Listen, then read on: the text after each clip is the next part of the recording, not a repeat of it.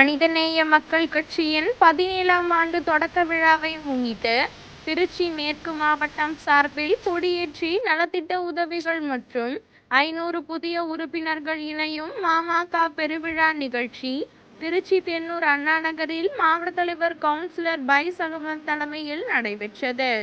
மாமக மாவட்ட செயலாளர் இப்ராஹிம், தமுமுக மாவட்ட செயலாளர் இப்ராஹிம், மாவட்ட பொருளாளர் ஹுமாயூன் கபீர் முன்னிலை வகித்தனர்.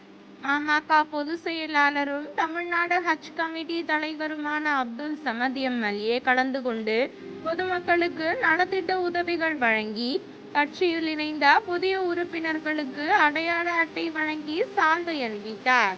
புதிதாக இணைந்த உறுப்பினர்கள் பொதுச் செயலாளர் முன்னிலையில் பாதுகாப்போம் பாதுகாப்போம் அரசியலமைப்பை பாதுகாப்போம், வீதிகள் தோறும் கைகோர்ப்போம், மதவெறி அரசியலை விரட்டியடிப்போம், தேசத்தந்தை காந்தியடிகளை சுட்டுக் கொன்ற RSSஐ விரட்டியடிப்போம் என உறுதிமொழி எடுத்துக்கொண்டனர்.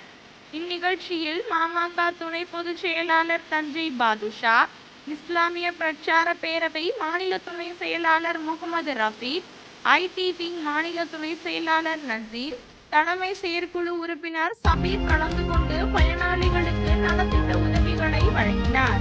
மாவட்ட துணை செயலாளர்கள் இம்ரான், அசாருதீன், அப்துல் சமத், தமுமுக மாவட்ட துணை செயலாளர் அப்துல் ரஹ்மான் உள்ளிட்டவர்கள் கலந்து கொண்டனர்.